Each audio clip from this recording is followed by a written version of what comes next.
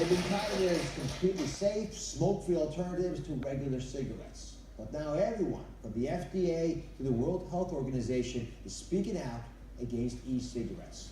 Because brand new reports are showing that whether you smoke them or not, e-cigarettes can be more dangerous than you think.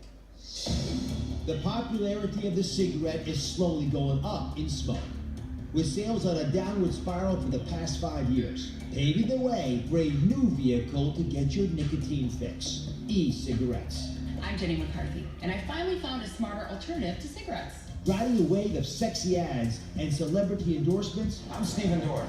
what started with one manufacturer in China less than 10 years ago has morphed into a $3 billion global industry with over 450 brands worldwide.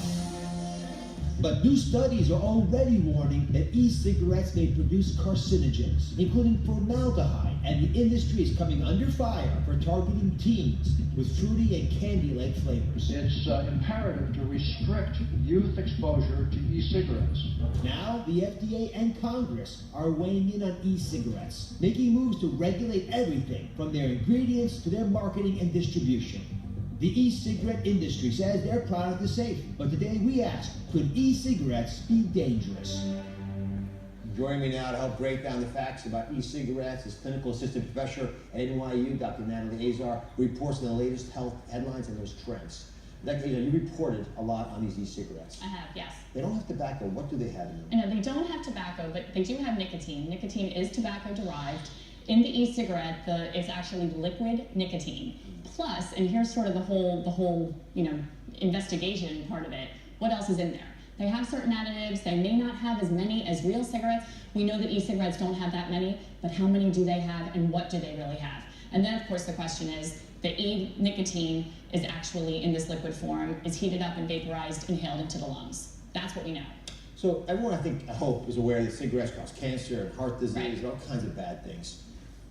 What do we know about the dangers of e-cigarettes? I get the theoretical issues. Right, so yeah, the theoretical issues, but I think here we have to remember that e-cigarettes have really only been around for roughly a decade. That is not enough time to truly inform us in terms of the overall safety. There's basically insufficient data, okay? We haven't done enough studies is the bottom line.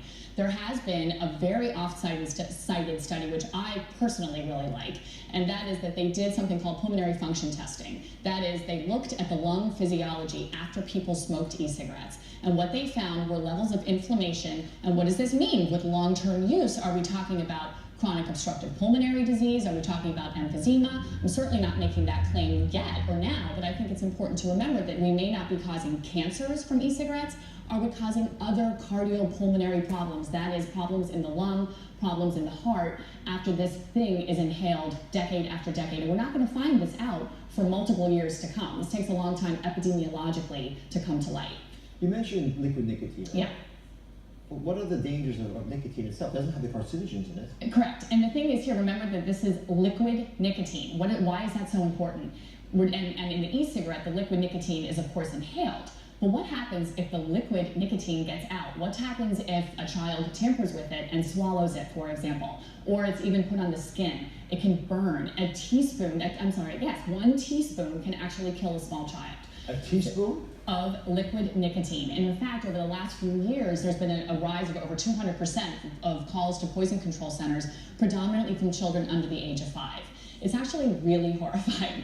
But the issue, so for us, is that, okay, so you're inhaling it, so it's a little less toxic than ingesting it, but what are the long-term effects of vaporized nicotine? And that we don't have the answer to yet. Let me take a time out and just explain to you all why I'm concerned about e-cigarettes. I think I'll help explain to folks what Dr. Azar is saying. So I'm going to show you a picture of an e-cigarette. That's what it looks like on the outside. It's pretty innocuous looking. But before you smoke it, you actually have to attach a cartridge, right? That cartridge is sort of interesting because what's in it isn't really regulated at all. Now, these cartridges have things in them, including liquid nicotine. In fact, they call liquid nicotine cartridges for that reason. The main ingredient is nicotine, not surprisingly. But it also has flavors in it, additives, and chemicals. And the most common of those chemicals is a solvent called polypropylene glycol. And this is a problem because when it gets heated up, it begins to vaporize that stuff.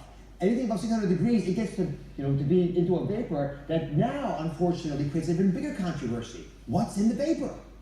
Not only does it go into the smoker's lungs, it's released into the air. That means that this vapor, which has been reported to have formaldehyde in it, a known carcinogen, along with the other heavy metals we talked about, and other toxins, that could affect every single one of you watching. Because it's not just secondhand smoke I'm worried about. I mean, it's actually what happens with this secondhand vapor. You can tell when you're getting secondhand smoke, right? You know it's there, you can get out of the way or talk about it. But secondhand vapor, it's hard to detect and hard to know, therefore, if you're breathing it in. So these devices and these liquids, these vapors, they're not regulated. But major health organizations are finally getting involved. They are speaking up. Dr. Azar, the FDA, the World Health Organization, they've actually proposed regulations. What's this going to look like? They're hoping to expand their regulation, and what the goal from the FDA, obviously, is to ensure as much as they can that these products are reasonably safe. They need to standardize what's in them, so standardizing the concentration of nicotine, how much nicotine, how pure is it. They need all companies who are making these to disclose exactly what is in their product. They need to make it child and tamper-proof, and probably most importantly, from the WHO especially, they're really keen on this marketing to young children especially. Remember, from the 1950s and 1960s, smoking was glamorized. We saw a huge rise in the number of smokers, and we've so effectively sort of curtailed that in the last few years. Our anti-smoking campaigns have been very effective. And unfortunately, touting them as either glamorous, they smell good, they taste good, or as a smoking cessation tool, they're not allowed to do that. And so the FDA and the WHO is really, they're first and foremost, they're trying to have a little bit more of an umbrella control over this currently completely unregulated industry. So it's certainly going to change it. So are e-cigarettes addictive? And I always say to people, the people who are smoking cigarettes, they're not addicted to carcinogens. They're addicted to the nicotine. E-cigarettes contain just as much, if not more nicotine in certain cases, than regular cigarettes. Let me turn now, if I can, to the Director of Clinical Addictions Research Laboratory at the University of Chicago, Dr. Andrea King. Dr. King, you spent more than a decade of your life, frankly, studying tobacco, studying nicotine, the effects on addiction, and you spent the last year, I understand, focused specifically on e-cigarettes, which just means I've got basically the world expert in my audience. So I want you to answer the million-dollar question. How good are e-cigarettes at getting people to quit smoking? Well, they're not good. They're not good? No. When somebody comes to me and says, hey, I quit smoking using an e-cigarette, I say, terrific, congratulations for quitting smoking, that's wonderful. But as an addiction specialist, I don't recommend them for my patients because of the lack of scientific evidence. The companies are not necessarily interested in going through the rigors to get approval. What they want to be is a freedom product, freedom for adults to do what they want to do. Data in my research laboratory has also shown potentially the opposite, that when people were around somebody vaping an e-cigarette, that increased their desire to want to smoke a regular cigarette. Oh, goodness. So it may perpetuate smoking back and forth for products.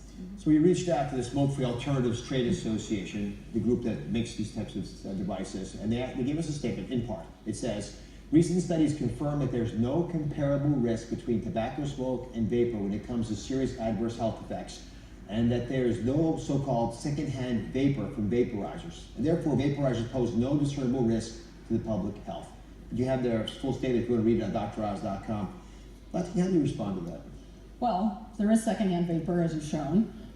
It contains nicotine, particles, metals. The products vary so much, and how somebody uses them vary, and they're not regulated, so we don't know necessarily from product to product how much of those constituents are in the air, but there is vapor. The second thing is maybe the comparison should not be with combustible cigarette smoke, but to protect the public to have clean indoor air. Yeah.